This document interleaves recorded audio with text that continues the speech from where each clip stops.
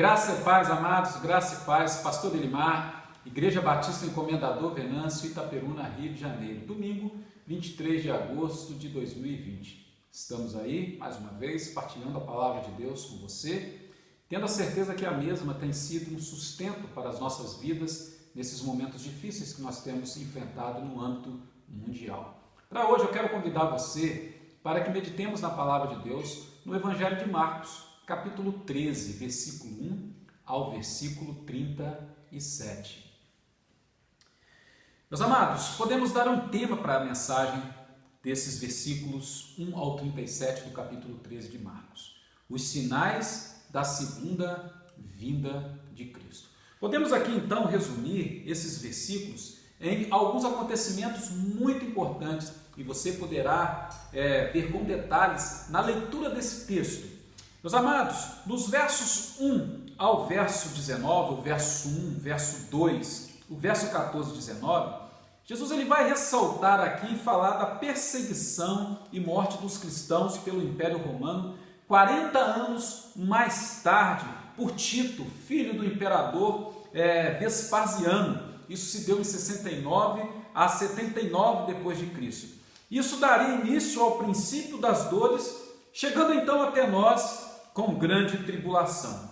Já os versículos 4, 5, 6, 7, 8, 9, versículo 10, 11, 12, 13, os versículos também 20, 21, 22, 23, 30 e 31, Jesus fala do que os crentes enfrentariam neste interim como perseguições e falsos profetas. Ele também ressalta no verso 10 que diz que antes de tudo é necessário que o evangelho seja pregado a todas as nações.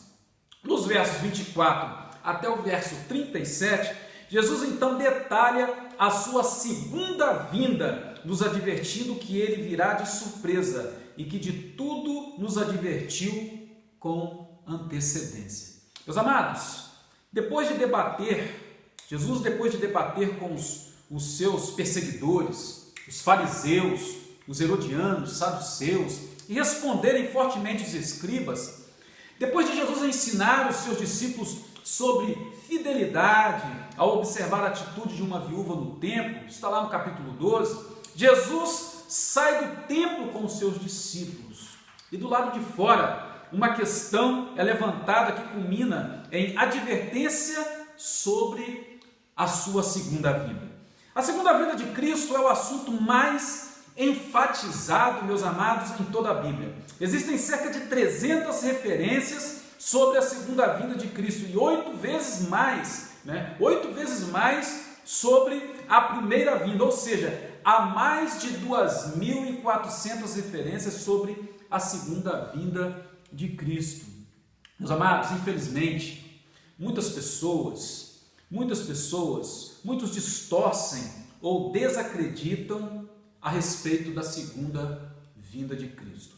Outros falsos mestres negam que Jesus voltará. Outros tentam enganar as pessoas marcando datas. E vocês já conviveram com tantas e tantas datas que marcaram isso sobre o fim do mundo, sobre até mesmo a volta de Cristo e muito mais. E quantos dizem crer na sua segunda vinda, mas vivem como se ele jamais fosse voltar? Meus amados, esse texto que nós acabamos de ler aqui, Jesus está advertindo os seus discípulos. E há também uma palavra profética aqui nos advertindo quanto a este acontecimento, a segunda vinda de Jesus.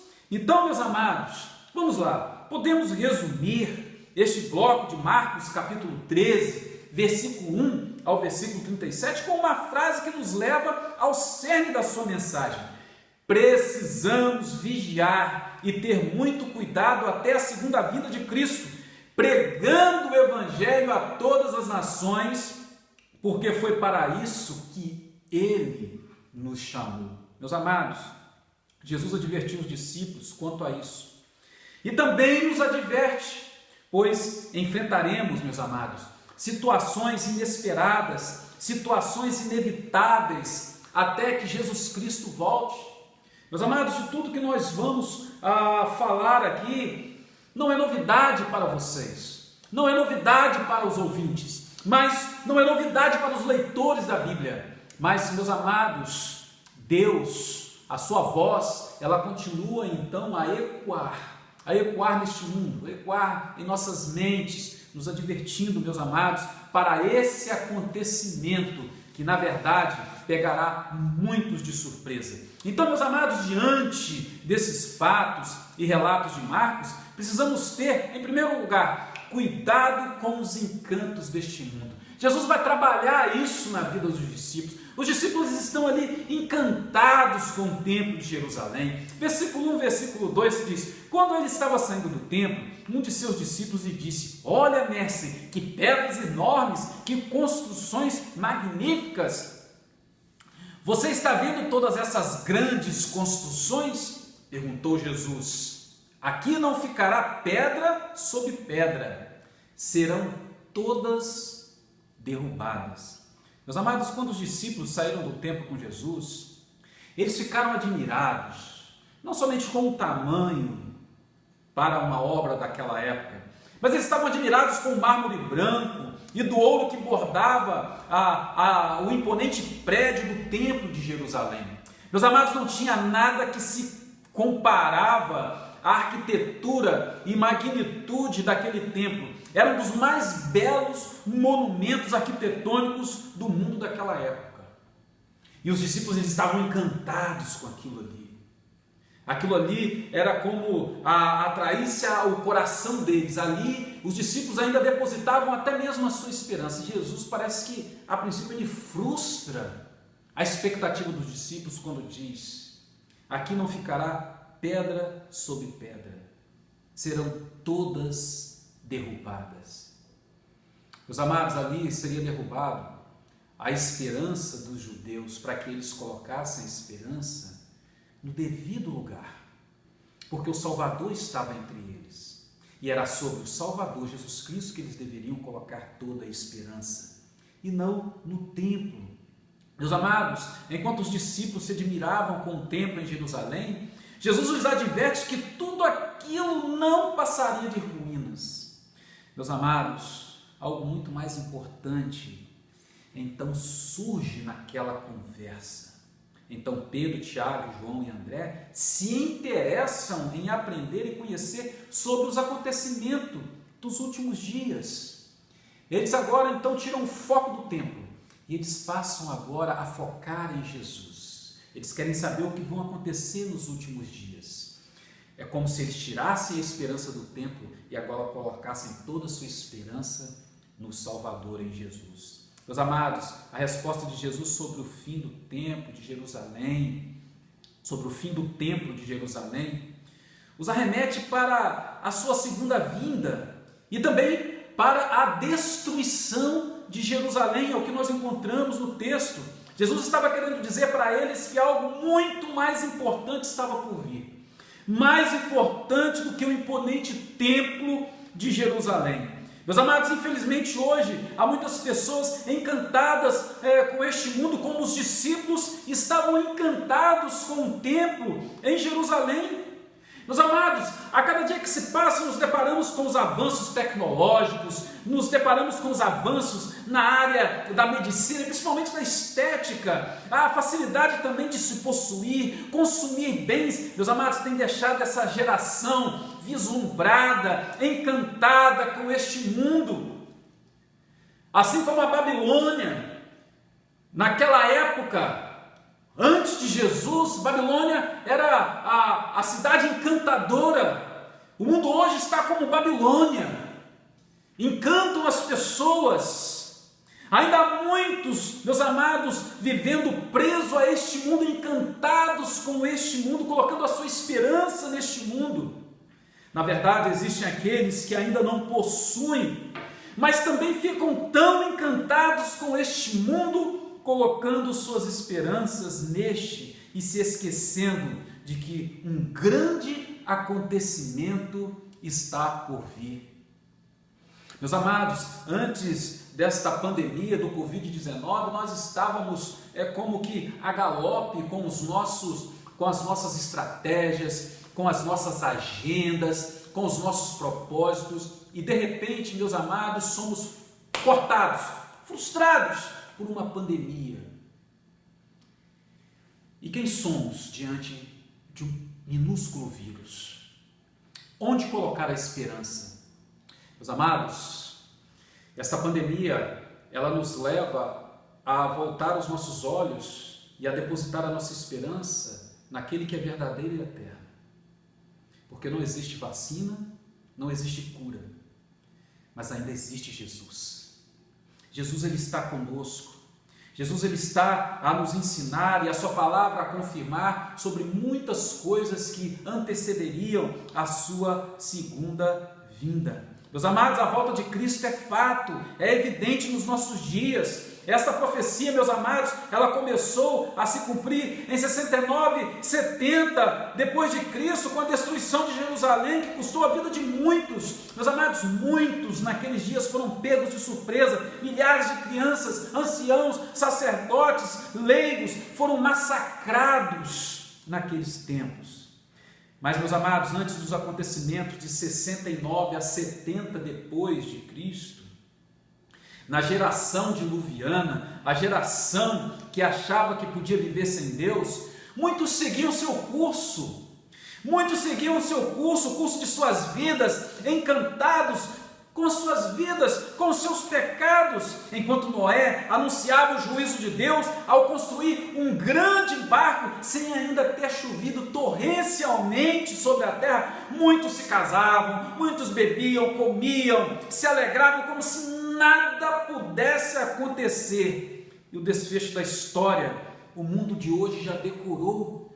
Todos conhecem essa história da raça humana, só se salvaram Noé e a sua família. Meus amados, hoje muitos ainda estão nessa rotina, comendo, bebendo, se alegrando, casando-se, dando-se em casamento. Isso não são coisas más, fazem parte da rotina. Contudo, meus amados, viver sem se aperceber que Jesus está prestes a voltar é viver como a geração diluviana. Quando o dilúvio chegou, pegou todos de surpresa. O que podemos, meus amados, esperar deste mundo?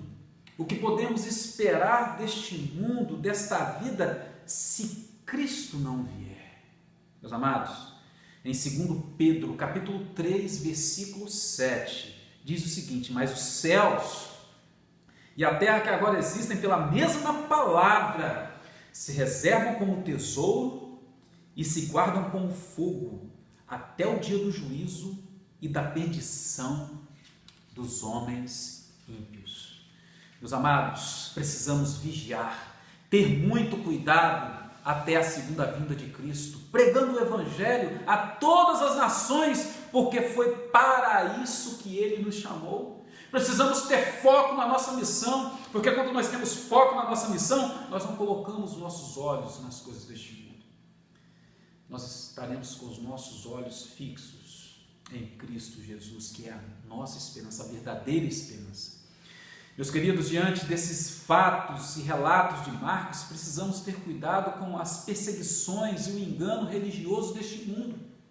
Versículo 9, 12, 13, Jesus ele vai falar sobre isso, ele vai falar sobre as perseguições, ele vai falar sobre o engano religioso deste mundo. Meus amados, a volta de Cristo, ela será precedida de um tempo de profunda angústia e dor. Este tempo é ilustrado como o tempo do cerco de Jerusalém, onde o povo, eu já disse, o povo foi encurralado pelos exércitos romanos e muitos foram mortos à espada.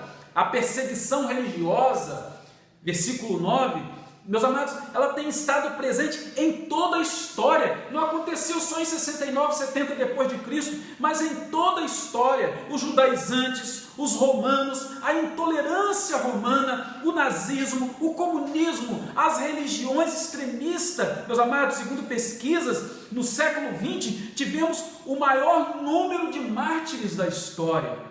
Marcos destaca, por causa do nome de Jesus, nós seríamos odiados, versículo 13. Há muitas pessoas que querem viver o Evangelho, mas querem ser amigas do mundo, meus queridos. Isso é quase que impossível.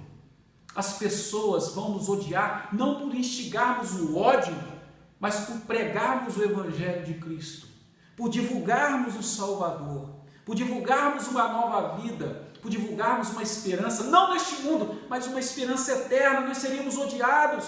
Meus amados, a perseguição é inevitável. Inúmeras vidas têm sido dizimadas por pregar o Evangelho. A tortura, as ameaças são fatos, meus amados, nos nossos dias.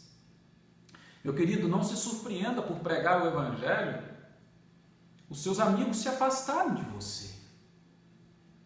Porque o mundo vive segundo o curso do príncipe deste século, que é o inimigo, que tem cegado a mente das pessoas e as tem tornado inimigos de Deus e do Evangelho de Cristo.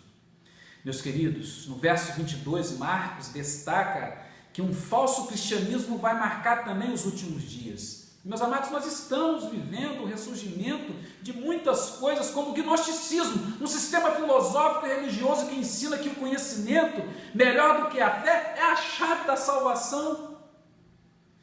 Estamos aí, meus amados, convivendo com o liberalismo teológico que considera que os relatos bíblicos dos milagres são invenções piedosas do povo judeu e dos primeiros cristãos, mitos e lendas oriundas de uma época pré-científica, quando ainda não havia explicação racional e lógica para o sobrenatural.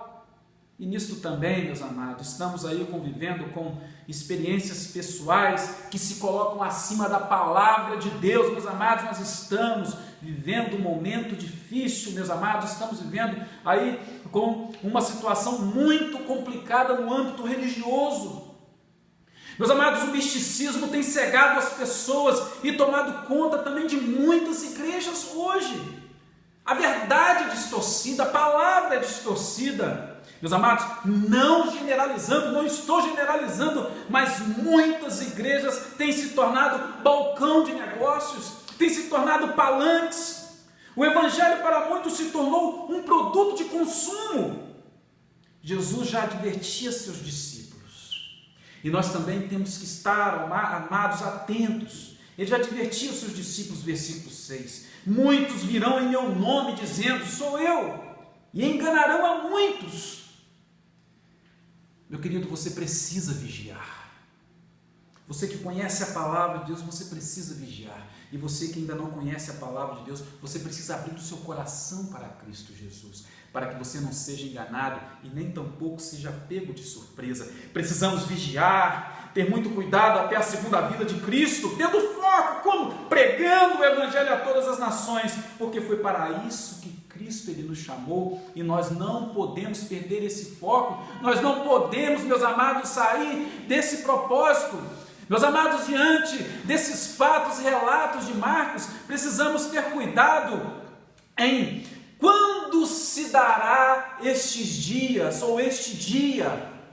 Meus amados, o verso 24, 25, 26 e o versículo 32, meus amados, Jesus ele vai falar sobre esse último dia, quando se dará esse dia. Mas naqueles dias, após aquela tribulação, o sol escurecerá, a lua não dará sua luz, as estrelas cairão do céu e os poderes celestes serão abalados.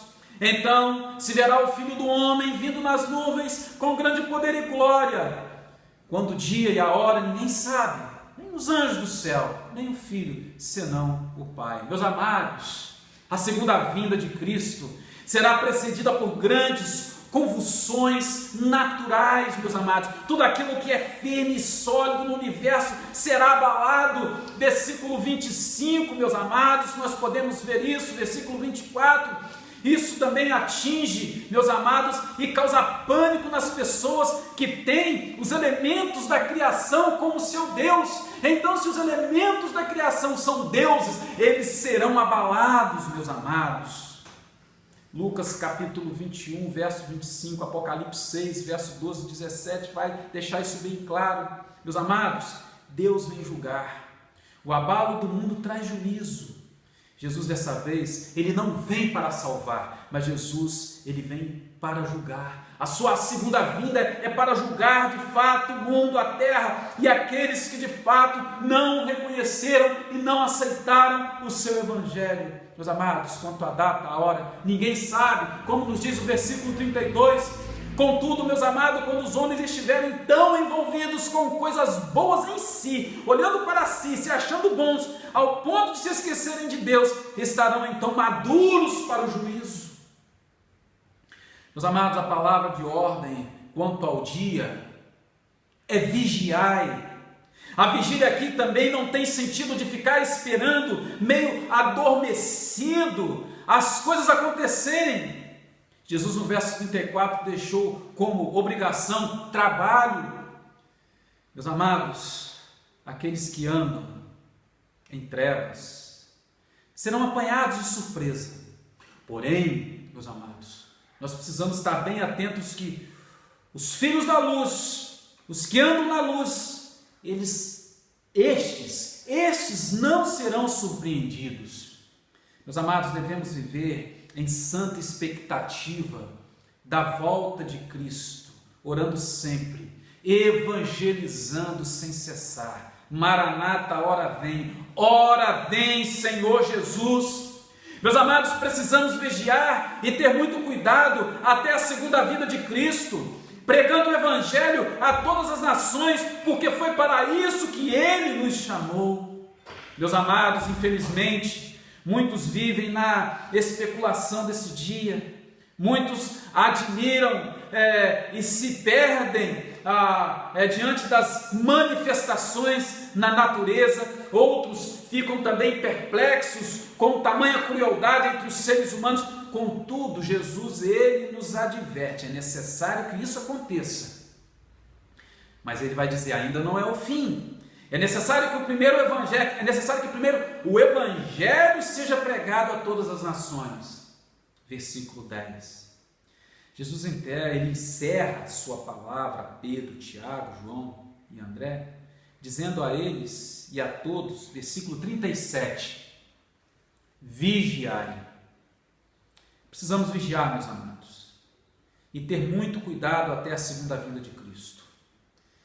Mantendo o foco, pregando o evangelho a todas as nações, porque foi para isso que ele nos chamou. Quando nós temos foco, nada pode nos distrair, nada pode nos desviar. Precisamos ter foco na nossa missão. E eu fecho a mensagem desse dia, nesta noite, nesse momento, em Apocalipse capítulo 22, versículos 7, 12 a 20, quando ele diz, eis que venho em breve, feliz aquele que guarda as palavras da profecia deste livro. Eis que venho em breve, a minha recompensa está comigo e eu retribuirei a cada um de acordo com o que fez. Aquele que dá testemunho dessas coisas diz, sim, venho em breve. Amém, vem Senhor Jesus.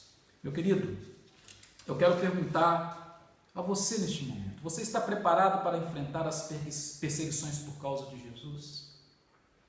Você está preparado para enfrentar as mentiras, as religiões falsas, os falsos líderes? Meu querido, você está preparado para a segunda vinda de Cristo? Você está preparado para se encontrar com Jesus? São perguntas cruciais que nos levam a uma tomada de decisão. Meu querido, Cristo, até este momento, ainda não veio pela segunda vez. Isso nos mostra, meus amados, significa que Ele está tendo paciência conosco, e Ele está nos dando, ou Ele está dando ao mundo, mais uma oportunidade para que as pessoas possam aceitar o seu Evangelho e reconhecê-lo, reconhecer Jesus como seu único e suficiente Salvador. Eu encerro aqui esta mensagem dizendo para você o seguinte: Jesus veio ao mundo, isso é fato, incontestável. A sua segunda vinda será inevitável. Jesus voltará. Vigiai. Acerte-se hoje. prepare-se. O mundo está dando os sinais. Jesus está voltando. Eu quero orar com você neste momento. Amém? Deus, coloco diante de Ti estas pessoas que estão me ouvindo. Eu não sei quem são elas, se já professam Jesus Cristo como Salvador ou não. Aqueles, ó Deus, que já professam o Teu Filho Jesus como Salvador, que já aceitaram o Teu Filho Jesus como Salvador. Aqueles que se entregaram ao Senhor mediante Teu Filho. Pai, que o Teu Santo Espírito esteja dando luz ao entendimento deles, esclarecimento quanto aos últimos dias, para que, em hipótese alguma, ó Deus, eles sejam apanhados de surpresa ou se desviem do foco, Deus, de continuar anunciando e pregando o verdadeiro Evangelho. Aqueles que ainda não tomaram uma decisão, Pai, eu coloco também diante do Senhor estas vidas, que neste momento eu creio que em seus lares, onde quer que eles estejam ouvindo esta mensagem, Teu Santo Espírito está tocando e falando ao coração deles, para que eles se entreguem. E aqueles que estão se entregando neste momento, eu te suplico agora, Pai, escreva o nome deles no livro da vida. E que Teu Santo Espírito possa selá-los para o dia, ó Deus, da glorificação, ó Deus, para o dia da eternidade ao Teu lado. Pois nós assim oramos, em nome de Cristo Jesus. Amém e amém, Senhor. Amém. Meu querido, sempre um prazer estar aqui com você.